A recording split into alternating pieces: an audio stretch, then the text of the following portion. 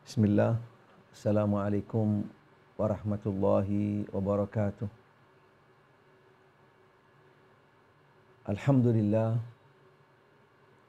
Alhamdulillahilladzi hadana lihada wa ma kunna linahtadiya laula an hadanallah. Asyhadu an la ilaha illallah wahdahu la syarika lah wa asyhadu anna Muhammadan abduhu wa rasuluh. Sallallahu alaihi wa alihi wa sahbihi wa sallama tasliman katsira. Subhanaka la ilma lana illa ma 'allamtana innaka antal alimul hakim. Farabbi shrah li sadri wa yassir li amri wahlul 'uqdatam min lisani yafqahu qawli. Allahumma rzuqni al-ikhlasa fil qawli wal amal fis sirri wal alan. Ma'asyiral muslimin wal muslimat, ikhwan akhawat, rahimani rahimakumullah. Jamaah sejuk mengaji di mana saja berada yang mudah-mudahan senantiasa dirahmati oleh Allah Subhanahu wa taala. Alhamdulillah wa syukrulillah. Pada kesempatan ini tentunya dengan izin serta takdir dari Allah Subhanahu wa taala kita bisa duduk bersama di majelis walaupun mungkin sifatnya adalah dengan online, tetapi mudah-mudahan insya Allah tidak mengurangi daripada pahala kita di dalam talabul ilm. Mudah-mudahan Allah Ta'ala selalu memberikan kepada kita semua hidayah dan taufiknya, ilmu yang bermanfaat, serta kita selalu berada di jalan siratal mustaqim. Alhamdulillah wa syukurillah. Hari ini kita akan masuk di 10 terakhir di bulan Ramadan. Menjadi salah satu daripada sifat seorang manusia yang nampaknya sudah lumrah, biasa kembali kepada bawaan naluri daripada seorang manusia akan mengarah kepada yaitu sesuatu yang sifatnya mengurangi daripada atau menurun semangatnya. Sekalipun di bulan Ramadan. Karena rutinitas yang kita lakukan mengarah ke sana. Setiap hari kita berjalan melakukan ibadah puasa. Setiap hari kita isi dengan aktivitas ketaatan amal saleh kepada Allah Ta'ala. Sehingga kecenderungan untuk adanya yaitu kal wa mal. Lelah, capek, dan jemu adalah sesuatu yang sifatnya lumrah, kembali kepada yaitu sifat daripada seorang manusia.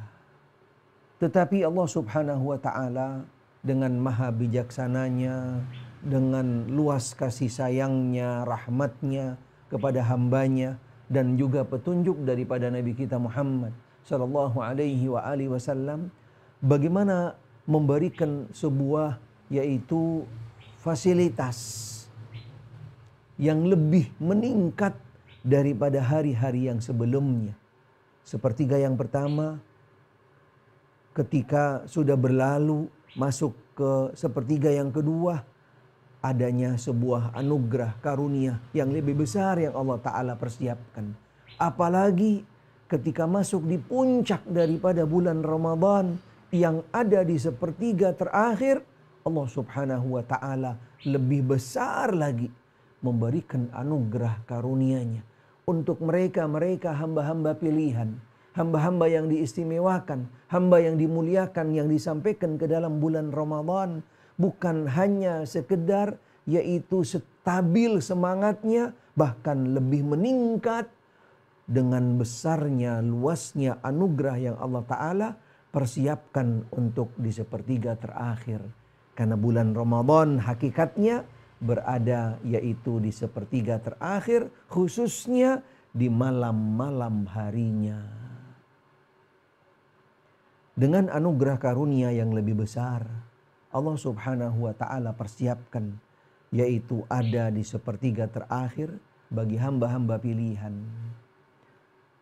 Agama Islam melalui Nabi kita Muhammad sallallahu alaihi wa alihi wasallam yaitu mensyariatkan sebuah ibadah, amal, sekaligus menjadi wasilah amal tersebut, menjadi media, menjadi perantara, memberikan yaitu sebuah dorongan agar bisa lebih fokus. Walaupun setiap dari kita sampai ke dalam bulan Ramadan pastinya adalah yaitu tidak lain dan tidak bukan ibadah yang bagaimana agar membentuk diri setiap dari kita bisa lebih fokus, lebih konsisten, lebih benar-benar yaitu mengarah kepada satu tujuan. Nilainya khairun min alfi syahr, lebih mulia daripada 1000 bulan. Subhanallah. Sehingga dengan kemuliaan malam tersebut yang adanya di salah satu malam daripada malam-malam yang ada di 10 terakhir, ada sebuah wasilah syariat untuk kita agar bisa lebih fokus di dalam meraih mendapatkan malam tersebut, malam yang bernilai, malam yang dahsyat, malam yang fantastis. Pahalanya, anugerahnya yang Allah Ta'ala hanya turunkan di malam tersebut. Syariat ini pastinya bukan hanya sekedar diarahkan, dibimbing, tetapi sekaligus dicontohkan oleh Nabi kita Muhammad sallallahu alaihi wa alihi wa sahbihi wasallam, yaitu ibadah i'tikaf.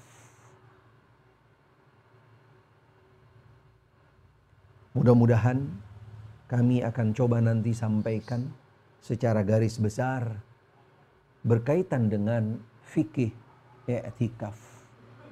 Apa itu i'tikaf? Dijelaskan bahwasanya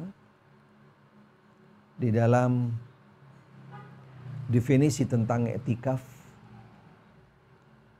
kami awali dari definisi secara bahasa dan juga nanti yaitu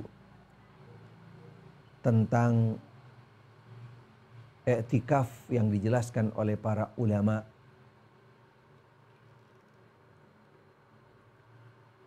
Secara istilah. Yang pertama, kalimat i'tikaf berasal dari akar katanya yaitu akafah, ya'kufu, ukufan. Kemudian disebut selanjutnya menjadi i'takafa, ya'takifu, i'tikafan. Artinya menetapi sesuatu dan menahan diri padanya.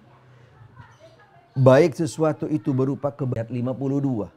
Idh qala li abihi wa qawmih ma hadhihi tamathilu allati antum laha akifun. Ingatlah ketika dia Ibrahim berkata kepada ayahnya dan kaumnya, patung-patung apakah ini yang kamu tekun menyembahnya? Ini pastinya sesuatu yang sifatnya fokus, yaitu konsisten berdiam di sana melakukannya. tetapi maknanya ini di luar daripada makna yang baik pastinya. I'tikaf juga berarti sesuatu yang sifatnya tekun di dalam melakukan sesuatu. Karena itu orang-orang yang tinggal di masjid dan melakukan ibadah di sana dikatakan yaitu mu'takif atau akif.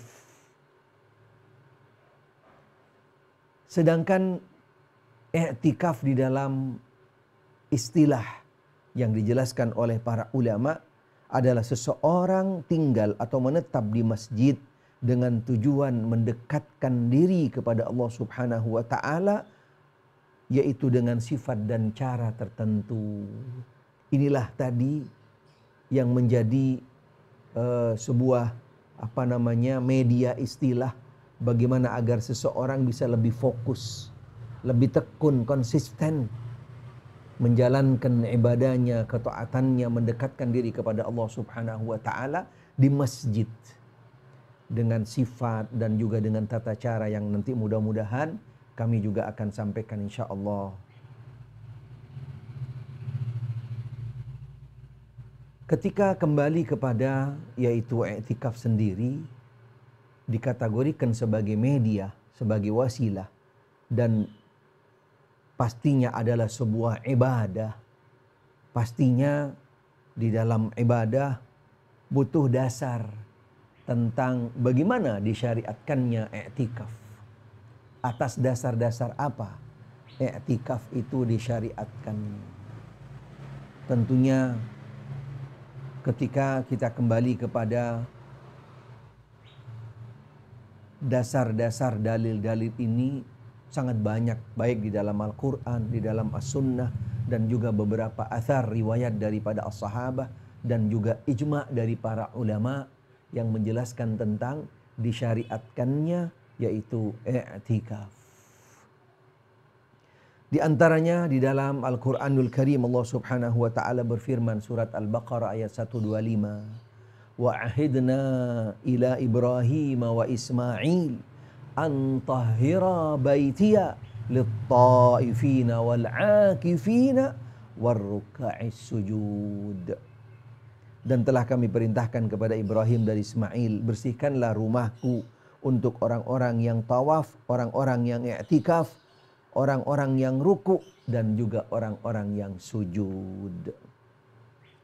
Dalam ayat yang lain yang sifatnya lebih spesifik kembali kepada Nabi kita Muhammad sallallahu alaihi wa alihi wasallam, dan juga yaitu sebagai arahan himbauan buat umatnya berkaitan dengan ibadah i'tikaf ini, khususnya di bulan Ramadan, wala tubashiruhun wa antum aakifuna fil masajid. Tetapi jangan kamu campuri mereka ketika kamu beriktikaf di dalam masjid. Disandarkannya i'tikaf kepada masjid yang khusus dilakukan amal-amal ibadah di dalamnya, dan tinggalkan yaitu yang sifatnya akan mengurangi pahala bahkan sampai membatalkan daripada yaitu ibadah i'tikaf itu sendiri. Di antaranya yaitu bergaul dengan istri,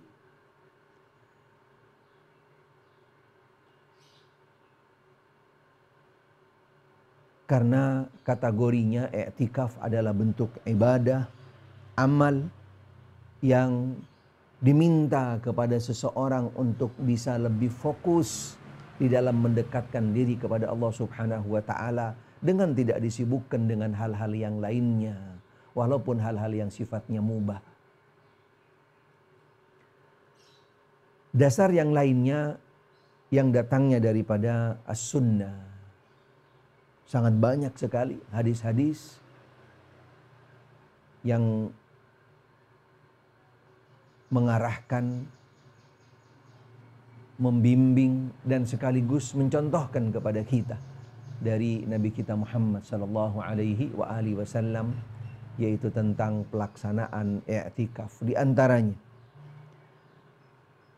hadis daripada Ana Aisyah radhiyallahu anha, zaujin Nabi sallallahu alaihi wa alihi wasallam, anna Nabiy sallallahu alaihi wasallam kana ya'takifu al-ashr al-awakhir min Ramadan hatta tawaffahu Allah azza wa jalla. Thumma i'takaf azwajuhu min ba'di. Dari Aisyah, mudah-mudahan Allah Ta'ala meridhoinya, istri Nabi sallallahu alaihi wa alihi wasallam, bahwa Nabi kita Muhammad sallallahu alaihi wa alihi wasallam beriktikaf. Beliau biasa beriktikaf pada 10 hari terakhir di bulan Ramadan sampai akhir hayat beliau. Kemudian istri-istri beliau melaksanakan iktikaf setelah wafatnya beliau sallallahu alaihi wa alihi wasallam. Hadis yang lain, an Ibnu Umar radhiyallahu anhuma qala kana Rasulullah sallallahu alaihi wa alihi wasallam ya'takifu al-ashr al-awakhir min Ramadan. Dari sahabat Ibnu Umar, mudah-mudahan Allah Ta'ala meridhai keduanya, beliau dan orang tuanya. Beliau berkata, Rasulullah sallallahu alaihi wasallam biasa i'tikaf pada 10 hari terakhir di bulan Ramadan.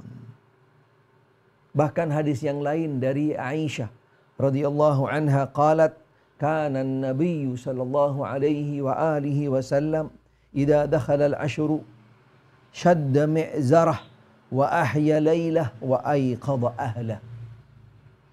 Dari Aisyah, mudah-mudahan Allah meridhoinya, ia mengatakan Rasul sallallahu alaihi wa alihi wasallam apabila sudah masuk 10 hari terakhir bulan Ramadan, beliau mengencangkan ikat pinggangnya, menghidupkan malamnya, dan membangunkan yaitu keluarganya, istri-istrinya. Yang dimaksud dengan yaitu mengencangkan ikat pinggangnya kiasan. Sebuah kiasan bahwa beliau sallallahu alaihi wa alihi wasallam yaitu benar-benar full power, semangat, all out, bersungguh-sungguh dalam beribadah. Sama sekali tidak mendekati yaitu terhadap istri-istrinya. Karena beliau selalu i'tikaf setiap 10 hari terakhir di bulan Ramadan. Sedangkan orang yang i'tikaf pastinya harus menghindari, dilarang untuk yaitu bercampur dengan istrinya. Maksud daripada menghidupkan malamnya, beliau sallallahu alaihi wasallam sedikit tidurnya dan banyak melakukan salat, zikir, tilawatil Quran, dan juga ibadah-ibadah yang lainnya. Kemudian membangunkan keluarganya dan istri-istrinya, menyuruh mereka untuk salat malam, dari mulai yaitu dari awal malam dengan salat tarawih, serta juga melakukan ibadah-ibadah yang lainnya, agar bisa benar-benar yaitu dari seluruh anggota keluarga benar-benar mereka fokus untuk sama-sama meraih, mencari daripada kemuliaan malam-malam tersebut, khususnya yaitu salah satu malam yang memiliki nilai yang dahsyat, yang fantastis, yang nilainya adalah 1000 bulan.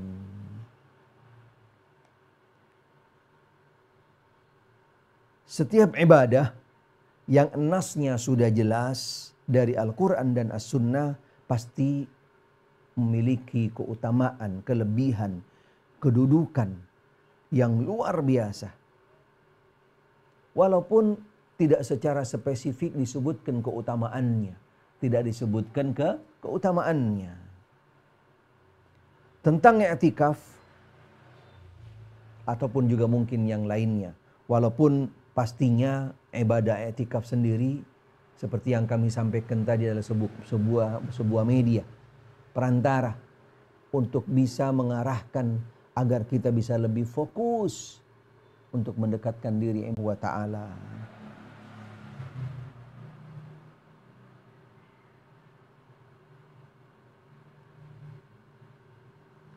Al-Imam Abu Dawud As-Sijistani rahimahullah berkata,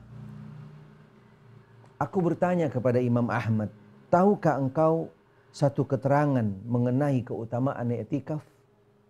Beliau menjawab, i'tikaf.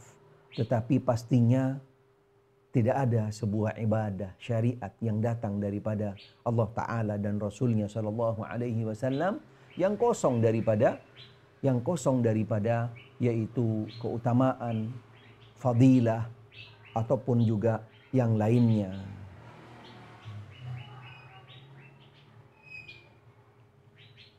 Bukti yang lain tentang disyariatkannya yaitu ibadah i'tikaf, ijma' dari para ulama, bahwasanya para ulama sepakat i'tikaf disyariatkan di dalam agama Islam, yaitu khususnya pada bulan Ramadan dan juga dibolehkan di dalam bulan-bulan yang lainnya.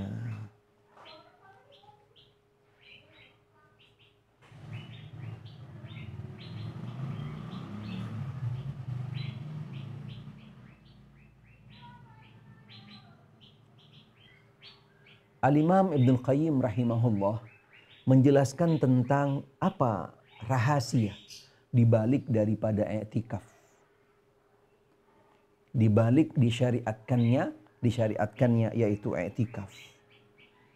Karena seperti dengan disyariatkannya bulan Ramadan, bagaimana seseorang agar bisa benar-benar yaitu dalam kehidupannya bisa meminit daripada waktunya dan juga daripada segala macam bentuk yang kembali kepada perjalanan kehidupan seorang hamba, untuk bisa lebih mengatur, lebih juga bisa mengkondisikan, bahkan juga bisa lebih pada akhirnya mengurangi dan sampai yaitu tujuannya untuk bisa lebih fokus mendekatkan diri kepada Allah Subhanahu wa taala di dalam bulan, sekaligus dengan adanya i'tikaf yang disyariatkannya di dalam bulan Ramadan tersebut.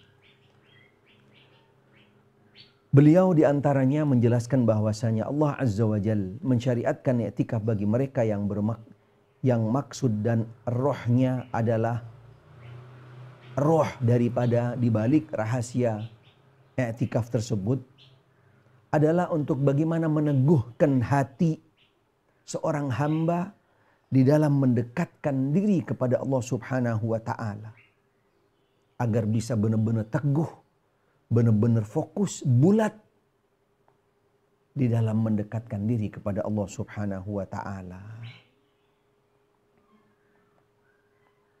Berkhalwat, memutuskan diri dari segala macam kesibukan duniawi, yaitu dengan benar-benar totalitas mendekatkan diri kepada Allah Subhanahu wa taala, beribadah kepada Allah Subhanahu wa taala semata. Di mana dia menempatkan zikir, cinta dan menghadapkan wajahnya hanya kepada Allah Subhanahu wa taala di dalam keinginan dan lintasan-lintasan hati, semua itu yaitu menguasai perhatiannya agar semua daripada itu benar-benar tertuju, fokus di dalam yaitu munajat, zikir, taqarrub, ibadah kepada Allah Subhanahu wa taala. Dari sisi yang lain, para ulama juga menjelaskan tentang hukum yang kembali kepada i'tikaf. Bagaimana sebenarnya hukum yang kembali kepada i'tikaf? Wallahu a'lam, dijelaskan bahwasanya hukum yang kembali kepada i'tikaf ada dua macam. Ada pendapat yang mengatakan bahwasanya adalah sunnah, dan juga ada pendapat yang mengatakan adalah wajib. I'tikaf sunnah, kembali kepada pendapat yang mengatakan sunnah, oleh i'tikaf yang dilakukan oleh seorang sepanjang tahun secara sukarela dengan tujuan mendekatkan diri kepada Allah Ta'ala, mengharapkan pahala darinya, serta mengikuti sunnah Rasul Sallallahu Alaihi Wasallam. Yang pastinya i'tikaf sunnah ini sangat ditekankan, dan i'tikaf yang sunnah ini tidak boleh ditetapkan 1 hari atau 3 hari secara rutin, kecuali yang ditetapkan di dalam syariat. Yang paling utama adalah yang dilakukan pada 10 hari terakhir di bulan Ramadan, sebagaimana yang dilakukan oleh Rasulullah Sallallahu Alaihi Wasallam pada setiap bulan Ramadan sampai beliau yaitu dipanggil atau kembali ke sisi Allah Subhanahu wa taala. Itu yang kembali kepada i'tikaf yang sifatnya sunnah. Yang kedua yaitu yang mengatakan bahwasanya i'tikaf itu wajib. I'tikaf yang diwajibkan oleh seseorang terhadap dirinya. Tadi yang sifatnya sunnah yaitu dengan beberapa keterangan tadi yang sudah kami jelaskan. Yang kedua adalah i'tikaf yang dikategorikan wajib ketika seseorang mewajibkan atas dirinya. Terkadang dengan sebab nadar yang sifatnya mutlak.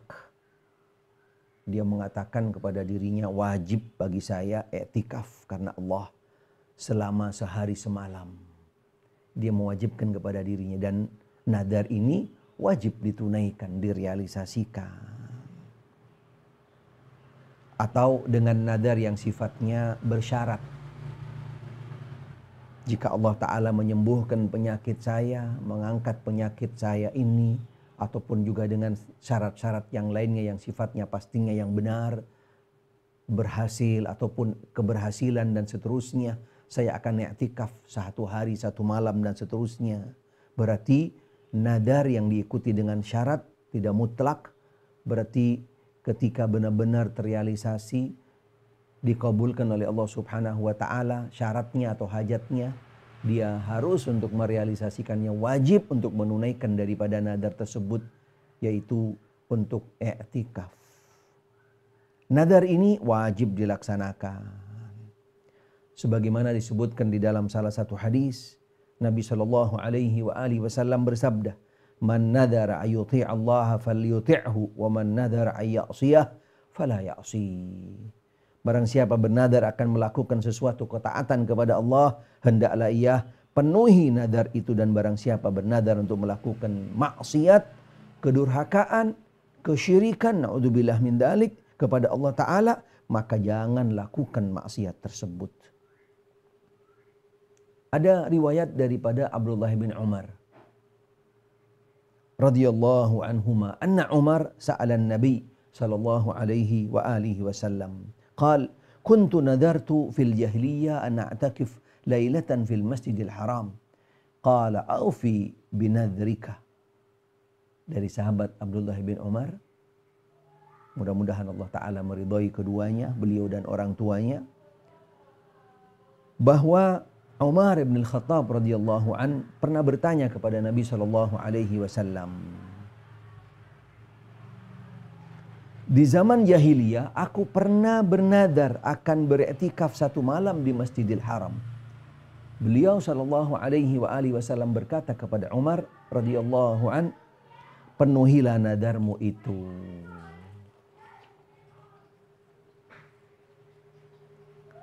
Kemudian di dalam sebuah ibadah, selain beberapa poin tadi, dari mulai definisi, kemudian dalil disyariatkannya, hikmah, rahasia, kemudian juga tentang hukum yang terkait daripada ibadah tersebut, kita juga harus memahami tentang ibadah ini karena berkaitan dengan waktu. Karena berkaitan dengan waktunya. Kita juga harus mengenal kapan waktunya i'tikaf itu. I'tikaf yang wajib dilakukan sesuai dengan apa yang telah dinadarkan. Ini dia poin pertama. Ketika kembali kepada i'tikaf yang sifatnya wajib, pastinya dia merealisasikannya sesuai dengan waktu, bahkan juga tempat yang sudah dia nadarkan. Adapun i'tikaf yang sifatnya sunnah, tidak terbatas. Al-Imam Asy-Syafi'i rahimahullah, Imam Abu Hanifah, dan kebanyakan daripada para fuqaha rahimahumullah berpendapat bahwa i'tikaf yang sunnah tidak ada batasnya. Tidak diikat oleh yaitu waktu-waktu tertentu. Kembali kepada keluangan, keluasan daripada waktu kita. Al-Imam Ibnu Hazm rahimahullah, beliau berkata, seseorang boleh beriktikaf di waktu siang saja atau malam saja. Ini merupakan pendapat daripada Imam Asy-Syafi'i dan juga Abu Sulaiman. Apa sih syarat-syaratnya untuk iktikaf itu? syarat-syarat i'tikaf agar bisa lebih memberikan, yaitu membangkitkan semangat kita, mendorong kita, dan juga agar kita melangkahnya tepat, agar tidak salah di dalam melakukan ibadah ini. Pastinya karena ini sifatnya ibadah yang datang daripada syariat agama Islam, tentunya syaratnya yaitu yang pertama adalah seorang muslim, syaratnya seorang Islam, kemudian berakal yang masuk di dalam kategori mukallaf, al-balighul aqil, yaitu muslim, baligh dan aqil. Kemudian juga pastinya di dalam menjalankan daripada ibadah ini tentunya dengan niat ikhlas pada Allah Subhanahu wa taala. Ikhlas, berharap ridha, berharap wajahnya. Selain juga yaitu bagi mereka yang sudah mumayyiz, masuk di dalam kategori tamyiz, seseorang yang belum mumayyiz berdasarkan dalil daripada syarat kedua, pastinya tidak dibenarkan masuk di dalam yaitu pelaksanaan i'tikaf. Kemudian syarat yang lainnya pastinya dia dalam keadaan suci daripada hadas besar. Ketika seorang muslimah berarti dia harus suci daripada haid dan nifas. Kemudian karena nuansa i'tikaf hidup lebih besar, yaitu ketika di bulan Ramadan, pastinya lebih ditekankan. Syaratnya bagi mereka yang menjalankan i'tikaf adalah mereka yang berpuasa. Mereka yang berpuasa. Ada salah satu riwayat daripada Aisyah radhiyallahu anha. Man i'takaf fa alaihi shaum, barang siapa yang i'tikaf maka ia wajib berpuasa.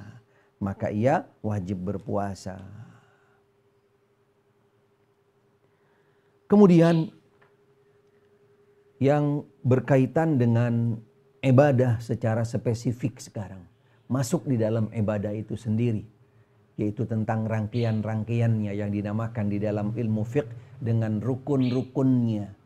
Karena rukun sifatnya adalah yang ada langsung di dalam ibadah tersebut. Ma la tasihhul mahiyatu illa bih wa huwa dakhilun fiha. Itulah rukun. Berbeda dengan poin-poin tadi yang kami sampaikan, itu termasuk daripada yaitu syarat dan itu berada di luar daripada ibadah tersebut.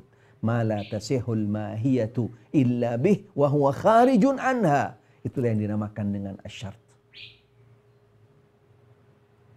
Yang kembali kepada rangkaian yang ada di dalam ibadah itu sendiri, yaitu adalah rukun-rukunnya. Apa rukun-rukun daripada i'tikaf? Pastinya yang pertama adalah kembali mutlak secara mendasar, fundamental, yang menjadi yaitu dasar di dalam ibadah. Bagaimana setiap dari kita di dalam menjalankan ibadah, yaitu kembali kepada dua prinsip pondasinya. Selain kita juga harus menegakkan daripada pilar-pilar yang ada di dalam ibadah tersebut. Kembali kepada dua pondasi yang mendasar, yaitu ikhlas karena Allah Subhanahu wa taala. Wa ma umiru illa liya'budullaha mukhlishina lahuddin. Subhanallah. Ini pondasi awal yang nantinya akan benar-benar membuahkan ibadah kita, yaitu memberikan dampak, memberikan efek selain pahala, janji datang dari Allah Subhanahu wa taala, dan juga akan bisa memberikan sebuah nilai peringkat berbeda atas keimanan seseorang ketika melakukan ibadah, yaitu benar-benar ikhlas ibtigha'a mardatillah, berharap wajah Allah Subhanahu wa taala. Yang kedua pastinya adalah kembali kepada yaitu tuntunan yang datang daripada Nabi kita Muhammad sallallahu alaihi wa alihi wasallam. Karena setiap amal, setiap ibadah akan punya nilai ketika di dalamnya, yaitu dengan niat. Innamal a'malu binniyah. Dan yang kedua yaitu tidak keluar daripada al-mutaba'ah, al-iqtida' wal-mutaba'ah, yang datang daripada Nabi kita Muhammad sallallahu alaihi wasallam, meneladani, mengikuti, mencontoh apa yang dilakukan oleh Nabi kita Muhammad sallallahu alaihi wasallam. Kemudian juga di dalam i'tikaf ini diperlukan tempat. Tempatnya di dalam melaksanakan yaitu ibadah syariat i'tikaf adalah di masjid, bukan di rumah. Walaupun kita punya musola sendiri misalnya, punya tempat sendiri di rumah, tempat dan seterusnya. Tapi ibadah ini dia identik dengan yaitu masjid. Sebagaimana salah satu ayat yang kami sampaikan tadi yang berkaitan dengan i'tikaf, yang sifatnya ayat ini diturunkan kepada Nabi kita Muhammad SAW dan juga buat kita umatnya tentang kode etik daripada pelaksanaan yaitu i'tikaf itu sendiri. Allah Ta'ala berfirman dalam surat Al-Baqarah tadi 187, وَلَا تُبَاشِرُهُنْ وَأَنْتُمْ عَاكِفُونَ فِي الْمَسْجِدِ وَأَنْتُمْ عَاكِفُونَ فِي الْمَسَاجِدِ. Jangan kamu berhubungan, bercampur dengan istrimu ketika kamu beriktikaf di dalam masjid. I'tikaf hanya sah bila dilakukannya di masjid.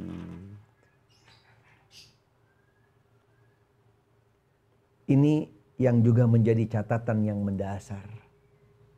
Yang pastinya kita menunggu-nunggu tentang penjelasannya lebih konkret, lebih jelas lagi. Masjid yang mana yang bisa seseorang untuk melakukan i'tikaf di dalamnya. Di sini juga pastinya para ulama menjelaskan di dalam penjelasan yang cukup luas. Mudah-mudahan nanti waktunya mencukupin. Kami coba akan jelaskan secara global saja, secara global karena cukup panjang penjelasannya. Karena kita masih ada beberapa poin-poin yang lain yang kembali kepada i'tikaf. Di antaranya dijelaskan bahwasanya masjid yang mana yang dijadikan tempat untuk pelaksanaan i'tikaf. Sebagian ulama berpendapat bahwasanya i'tikaf itu hanya dilakukan di 3 masjid. Masjid yang diperintahkan oleh Nabi SAW untuk kita melakukan perjalanan ke 3 masjid tersebut, bahkan ditekankan. Yang pertama Masjidil Haram yang ada di Mekah, yang kedua yaitu Al-Haram An-Nabawi yang ada di Madinah, yang ketiga yaitu Masjidil Aqsa yang ada di Palestina. Al-Imam An-Nawawi rahimahullah menjelaskan bahwasanya riwayat yang menjelaskan bahwasanya yaitu pendapat yang hanya mengkhususkan di 3 masjid tersebut tidak sah. Al-Imam Abu Hanifah, Al-Imam Ahmad dan juga Ishaq serta Abu Thur berpendapat bahwa i'tikaf itu sah dilakukan di setiap masjid yang dilaksanakan sholat 5 waktu dan didirikan jamaah di dalamnya. Ini pendapat yang kedua. Yang ketiga Al-Imam Malik, Al-Imam Syafi'i dan juga Al-Imam Abu Dawud berpendapat bahwa i'tikaf itu sah dilakukan pada setiap masjid karena tidak ada keterangan yang sah yang menegaskan terbatasnya masjid sebagai tempat untuk melaksanakan i'tikaf umum. Ketika kategorinya masjid berarti boleh melakukannya. Beberapa pendapat tersebut Al-Imam An-Nawawi rahimahullah berkata, i'tikaf sah dilakukan di setiap masjid dan tidak boleh dikhususkan di masjid manapun juga kecuali dengan dalil. Sedangkan dalam hal ini tidak ada dalil yang jelas yang mengkhususkannya. Al-Imam Ibnu Hazm rahimahullah berkata, i'tikaf sah dan boleh dilakukan di setiap masjid baik masjid yang dilaksanakan sholat Jumat ataupun tidak. Sehingga telah terjadi ittifaq, kesepakatan di antara para ulama, as-salaf, bahwa di antara syariat i'tikaf ialah harus dilakukan di masjid. Ini dia ittifaqnya, kesepakatannya para ulama bahwasanya dilakukannya i'tikaf itu di masjid karena juga menjadi salah satu daripada rukun sahnya seseorang melakukan i'tikaf. Dengan perbedaan, ada ittifaqnya di masjid, perbedaannya adalah yaitu pendapat antara mereka apakah masjid itu tertentu atau masjid yang sifatnya umum. Karena ketika kembali kepada yaitu ayat yang disebutkan tadi dalam bahwasanya sifatnya umum. Wa antum aakifuna fil masajid. Sifatnya umum, yaitu i'tikaf di semua masjid. Berdasarkan keumuman daripada lafadznya. Karena itu siapa saja yang mengkhususkan tersebut, mereka harus membawakan dalil. Pendapat yang pertama tadi yang hanya membatasi kepada 3 masjid, ada riwayat daripada Aisyah radhiyallahu anha.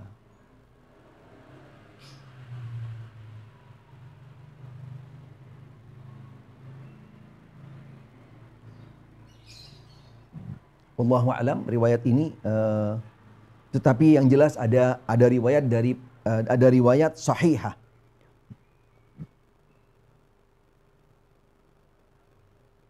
Mudah-mudahan dari Aisyah radhiyallahu anha bahwasanya Nabi SAW bersabda, la i'tikafa illa fil masajid ats-tsalatsah. Tidak ada i'tikaf melainkan hanya di 3 masjid. Kesahihan hadis ini jelas diterangkan di dalam yaitu silsilah ahadits sahihah. Disahihkan daripada Syekh Albani rahimahullah.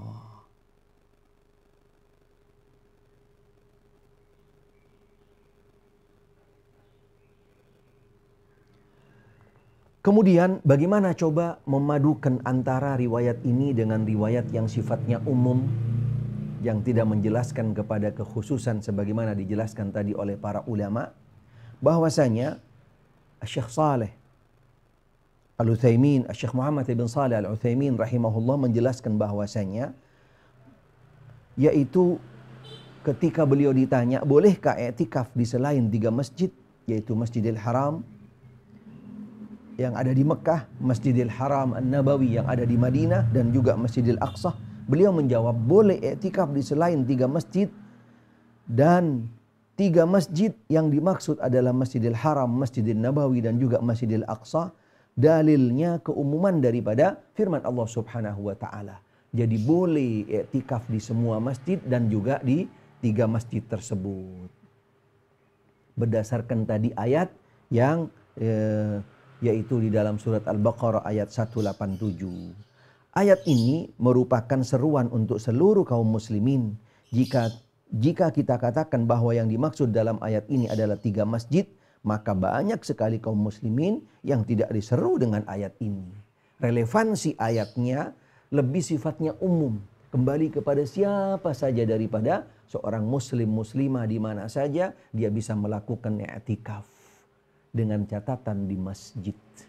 Tidak khusus, tidak hanya dibatasi, kembali kepada 3 masjid saja. Relevansi daripada ayat tadi surat Al-Baqarah 187. Maka atas dasar ini kami katakan bahwa i'tikaf boleh dilakukan di semua masjid, dan apabila hadis yang tadi yang membatasi hanya di 3 masjid, hadis yang sahih juga menjelaskan bahwasanya hadis tersebut yaitu bukan kembali kepada sah tidaknya, tetapi kesempurnaannya lebih besar daripada keutamaan dan pahalanya ketika seseorang bisa melakukan i'tikaf di 3 masjid tersebut.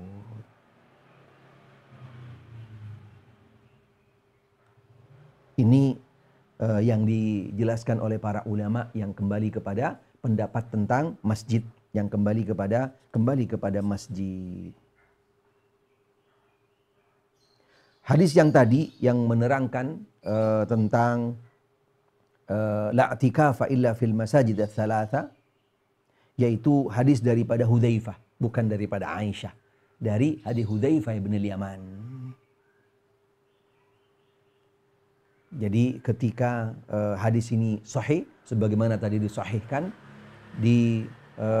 kolaborasi dengan hadis-hadis yang lain yang berkaitan dengan i'tikaf, dan juga khususnya yang kembali kepada ayat Al-Quranul Karim, menunjukkan hadis ini adalah yaitu kesempurnaan, keutamaan yang lebih, bukan kembali kepada sah tidaknya. Wallahu a'lam. Kemudian, bolehkah seorang wanita untuk melakukan i'tikaf? Pastinya i'tikaf yaitu terbuka, dibolehkan bagi setiap muslim dan muslimah. Wanita yang i'tikaf di masjid ada beberapa ketentuan-ketentuannya walaupun dibolehkan, khususnya izin. Khususnya mendapatkan izin daripada, yaitu ketika dia berkeluarga, daripada suami. Ketika dia belum berkeluarga, yaitu daripada orang tuanya, daripada orang tuanya. Karena pada dasarnya seorang muslimah, seorang wanita tidak dilarang menuju ke masjid, bahkan sekalipun dia i'tikaf, selama tadi dengan yaitu izin, dan juga untuk tetap menjaga jangan sampai menimbulkan daripada yaitu fitnah, akan mengundang fitnah, akan berdampak fitnah, atau akan juga menyebabkan madarat yang lebih besar dan seterusnya. Walaupun pastinya bagi seorang muslimah ibadah di rumah, perkara yang wajib saja, tentang sholat wajib saja, seorang muslimah ditekankan untuk melakukannya di rumah. Bagaimana dengan perkara-perkara yang lain yang sifatnya tidak wajib? Pastinya yaitu kesempatan di rumah juga terbuka bagi seorang muslimah untuk i'tikaf. Karena seseorang bisa meraih malam yang bernilai yang dahsyat tadi, bisa juga dari rumah. Tidak hanya terbatas bagi mereka yaitu yang hanya sedang i'tikaf di masjid, tidak. Karena malam Lailatul Qadar, malam yang bernilai tersebut terbuka bagi siapa saja.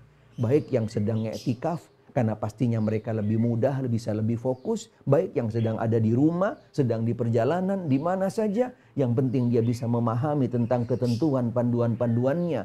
Dan juga bisa memanfaatkan malam tersebut untuk meraih yaitu malam Lailatul Qadar. Walaupun hanya dengan sekedar berdoa. Mudah-mudahan Allah subhanahu wa ta'ala bisa memberikan kepadanya anugerah malam tersebut. Kemudian poin yang juga berkaitan dengan i'tikaf yang dijelaskan oleh para ulama, kapan masuknya seseorang itu menuju ke i'tikaf. Wallahu a'lam, dijelaskan bahwasanya yaitu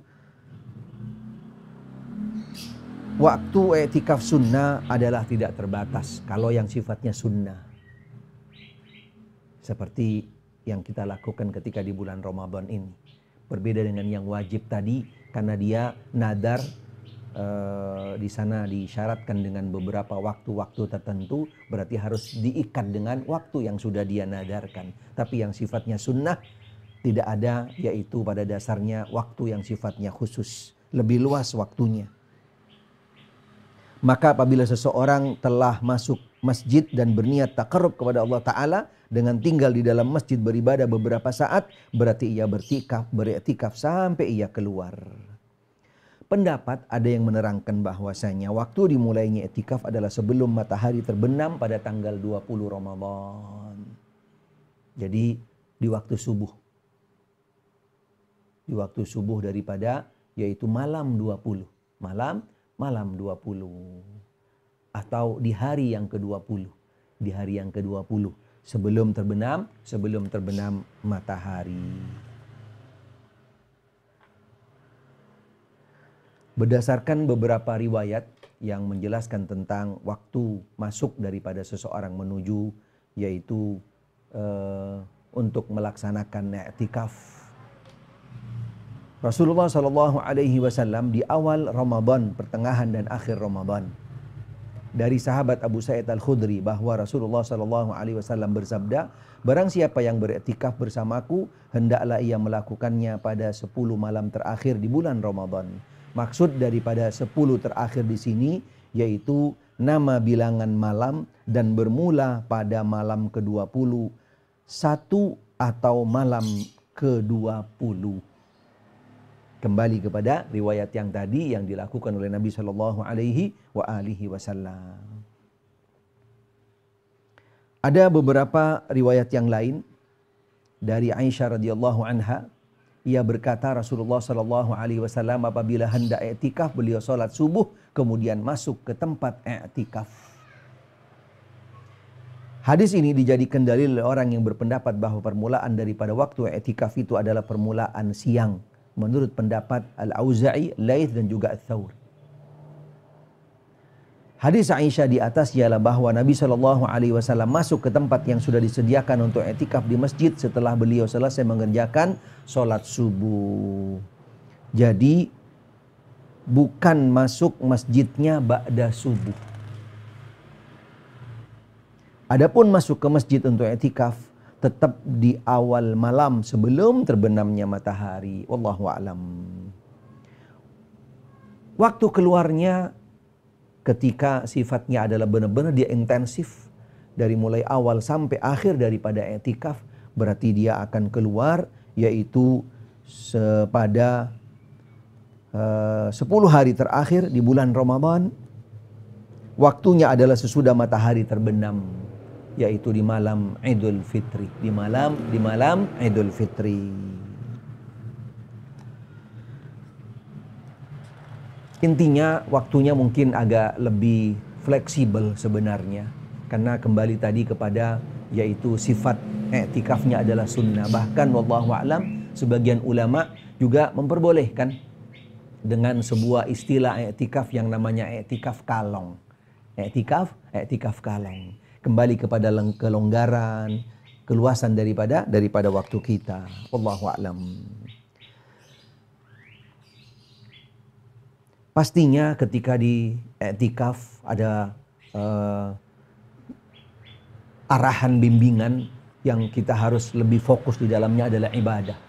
Mendekatkan diri kepada Allah Subhanahu wa taala dengan bentuk-bentuk ibadah, dari mulai bisa sholat, kemudian tilawatil Quran, zikir, dan juga ibadah-ibadah yang lainnya, dengan meninggalkan daripada hal-hal yang sifatnya sia-sia, agar bisa lebih maksimal all out keberadaan kita, bisa fokus, bisa bulat total untuk bertakarrub mendekatkan diri kepada Allah Subhanahu wa taala. Yang terakhir yang membatalkan daripada yaitu pelaksanaan i'tikaf seseorang. Yang pertama, dengan sengaja keluar daripada masjid tanpa ada keperluan walaupun hanya sebentar. Ketika dia yaitu keluar daripada agama Islam, melakukan pembatal daripada agama Islam. Termasuk juga yang membatalkan i'tikaf hilang akal. Mungkin karena sifatnya naudzubillah min dalik, dia stres, bahkan sampai kepada kondisi yang namanya hilang akal, yaitu gila atau mabuk dan seterusnya. Bagi seorang muslimah ketika datang rutinitas bulannya yaitu haid atau mungkin dalam keadaan nifas, dan juga ketika seseorang dia itu tidak bisa mengendalikan hawa nafsunya, naudzubillah min dalik, walaupun ini termasuk pembatal sebenarnya, tapi tidak mungkin dilakukan, tidak mungkin dilakukan, yaitu dengan berhubungan badan dengan istri. Berarti otomatis dia keluar daripada i'tikaf. Perlu dia masuk kembali dan berniat kembali, dan perlu untuk mempersiapkan segala sesuatunya, yaitu di dalam melaksanakan ibadah i'tikaf tersebut. Atau juga pembatal yang lainnya, dia memutuskan niat i'tikaf tanpa bertekad keluar darinya, atau ragu-ragu untuk memutuskannya, nggak jelas, tidak jelas, sehingga baginya yaitu harus bisa lebih tepat di dalam memposisikannya. Yang terakhir, dia putus daripada yang namanya i'tikaf tadi ketika dia meninggal. Ada hal-hal yang lain yang dibolehkan ketika di dalam i'tikaf. Ini juga sifatnya adalah relatif, kembali kepada situasi kondisi di mana kita melakukan i'tikaf. Boleh keluar untuk keperluan yang sifatnya yaitu darurat, misalnya ke kamar mandi, atau mungkin ngambil barang, atau mungkin menemui seseorang dan seterusnya yang sifatnya juga wajar. Makan dan minum di masjid juga dibolehkan. serta mengambil tempat tertentu dalam masjid sebagai tempat i'tikaf. Dia booking tempat, bikin kapling sendiri misalnya. Sebagaimana dulu Nabi SAW, beliau juga mempersiapkan ada khema, baik untuk beliau dan juga yang dilakukan oleh para istri-istri beliau ketika berada di masjid ketika waktu i'tikaf. Ini mungkin beberapa poin-poin yang terkait dengan i'tikaf secara umum. Walaupun nanti mudah-mudahan perlu diperdalam kembali, perlu untuk diperluas kembali bagi mereka yang ingin atau yang hendak melakukan i'tikaf. Karena pastinya di dalam melaksanakan sebuah ibadah, bekal utama yang harus dia siapkan bukan nanti ketika menuju ke i'tikaf dia bawa yang namanya peralatan tidur. Berarti nampaknya ini cuman pindah tidur doang, berarti beda. Karena seseorang dalam melakukan ibadah, bekal utama yang harus dia siapkan adalah ilmu. Adalah ilmu. Sehingga harus bisa benar-benar dia itu lebih untuk mempersiapkannya, lebih matang, lebih maksimal lagi agar dia masuk di dalam ibadah tersebut dia bisa all out dan tepat, dan pada akhirnya dia bisa mendapatkan pahala daripada Allah Subhanahu wa taala. Mudah-mudahan apa yang kami sampaikan bisa menjadi ilmu yang bermanfaat, bisa menjadi panduan, tuntunan bagi diri kami khususnya dan juga buat jamaah, yaitu sejuk mengaji di mana saja berada, dan mudah-mudahan Allah Subhanahu wa taala berikan kekuatan kepada kita untuk kita bisa benar-benar memanfaatkan di 10 terakhir ini untuk i'tikaf, baik bagi kita, keluarga kita, anak-anak kita, muslimin, muslimat di mana saja berada, khususnya yaitu pemirsa sejuk mengaji di mana saja berada, yang mudah-mudahan Allah Subhanahu wa taala selalu berikan hidayah dan taufik dan kekuatan untuk menakan daripada ibadah puasa Ramadan, yaitu dengan i'tikaf, dan juga khususnya mudah-mudahan setiap dari kita menjadi hamba-hamba Allah Ta'ala yang mendapatkan anugerah malam Lailatul Qadar. Yang benar datangnya dari Allah Ta'ala, yang salah dari diri kami. Mudah-mudahan Allah Ta'ala memaafkan kami, dan akhirnya kita tutup dengan yaitu doa kafaratul majlis. Subhanakallahumma bihamdik, asyhadu an la ilaha illa anta astaghfiruka wa atubu ilaik. Wa sallallahu wa sallama ala Muhammadin wa alihi wa sahbihi wa sallam. Walhamdulillahi rabbil alamin. Wassalamualaikum warahmatullahi wabarakatuh.